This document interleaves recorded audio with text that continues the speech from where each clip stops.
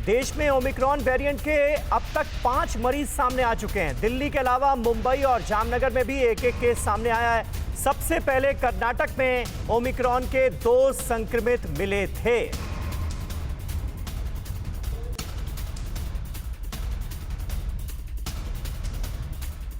तो 17 जो पॉजिटिव हैं उसमें जीनोम सीक्वेंसिंग कराई गई, तो अभी तक 12 लोगों की जीनोम सीक्वेंसिंग की हो चुकी है और एक उसमें से जो है ओमिक्रॉन का पेशेंट लगता है कि जो तंजानिया से आया है। तो उसके प्रीलिमिनरी रिपोर्ट के अंदर वो पॉजिटिव हैं ओमिक्रॉन से।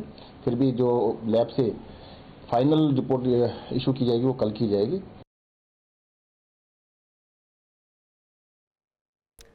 तो ये देखिए, शुरुआती रिपोर्ट में एक मरीज में ओमिक्रॉन की पुष्टि हो गई है। 12 सैंपल्स जो थे वो लिए गए थे। एक मरीज में ये नया वेरिएंट यानी ओमिक्रॉन वेरिएंट पाया गया है। प्राथमिक रिपोर्ट में इसकी पुष्टि हुई है। फाइनल रिपोर्ट कल आएगी। इसके बारे में पूरी जानकारी दे रहे थे दिल्ली के स्वास्थ्य मंत्री सत्येंद्र जैन।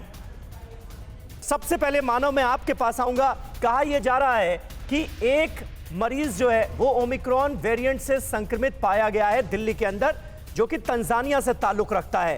फाइनल रिपोर्ट का इंतजार है। और क्या डिटेल मिल पाई है इस मरीज के बारे में और इसकी हालत कैसी है, इसके बारे में भी अगर जानकारी हो तो बताएं।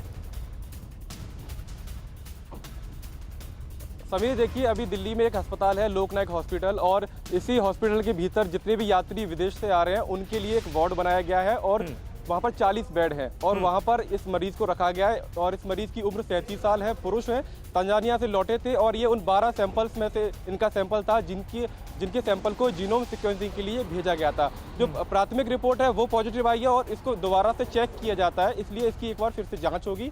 और पहली रिपोर्ट में उनके जो कोविड इन्फेक्शन था उसमें ओमिक्रॉन वेरिएंट पाया गया है। एक बार फिर से इसकी फाइनल रिपोर्ट आएगी, जैसा कि दिल्ली के स्वास्थ्य मंत्री ने बताया है। लेकिन बड़ी बात यह है, जो एक्सपर्ट्स हैं, जो उस हॉस्पिटल के जो हमारे सूत्र हैं, वे ये कह रहे हैं कि उसका स्वास्थ्य एकदम सामान्य है, किसी तरह की उनको कोई तकलीफ नहीं है। लेकिन क्योंकि उनकी रिपोर्ट कोविड पॉजिटिव थी, उसके बाद उनका इलाज है वो एक तरह से प्रारंभिक इलाज उनका चल रहा है, उनको किसी तरह की कोई तकलीफ। ठीक है, यानी कि माइल्ड सिम्टम है जिसका जिक्र हर कोई कर रहा है। कुमार कुंदन हमारे साथ लगातार बने हुए। कुमार, ये अच्छी बात है कि हर जगह माइल्ड सिम्टम्स आ रहे हैं, डेथ केसेस नहीं हुई है, लेकिन क्या भारत सरकार के लिए एक अलार्म बजाने वाली वक्त नहीं आ गया है? क्योंकि बच्चों को लेकर खासतौर पर कहा जा रहा है कि इस बार वो हो सकते हैं, नौजवान इससे प्रभावित हो सकते हैं। ऐसे में सरकार कैसे अलर्ट है, क्या तैयारियां की जा रही कि देश में फैले ना, और अगर फैले तो उससे बचाव के लिए क्या कदम उठाए जा रहे हैं? देखिए, सरकार अब इस बात को मान चुकी है कि देश में ओमिक्रॉन का मामला जो है पूरी तरीके से आ चुका है। उसको रोकना अब मुश्किल नहीं, नामुमकिन है। आप इसको सिर्फ स्लो कर सकते हैं, इसके प्रोसेस को, जो इन्फेक्शस हो रहा है उसको कॉन्ट्रैक्ट ट्रेस करके उसको कहीं रोक सकते हैं। और जो 1 दिन में या 2 दिन में फैलने वाला है उसको बढ़ा के आप 1 सप्ताह या 10 दिन या महीने भर में कर सकते हैं। सरकार की अब ज़्यादा तैयारियां जो है हॉस्पिटल इंफ्रास्ट्रक्चर को लेकर है और इसके साथ ही तरह तरह के जो उपाय किए जा रहे हैं। मसलन अगर मैं बात करूं तो आज एम्स ने भी एक सर्कुलर जारी करके कई तरह की समितियों और दूसरे तरह की तैयारियों को लेकर अपने डॉक्टरों और नर्सिंग स्टाफ्स को बोला है। इसके अलावा आपको याद होगा, केंद्रीय स्वास्थ्य मंत्री डॉक्टर मनसुख मंडाविया ने जो है बाकायदा संसद में इस बाबत बयान दिया कि हम किस तरीके से ऑक्सीजन को लेकर और बेड्स को लेकर और साथ साथ दवाइयों को लेकर उपाय कर रहे हैं।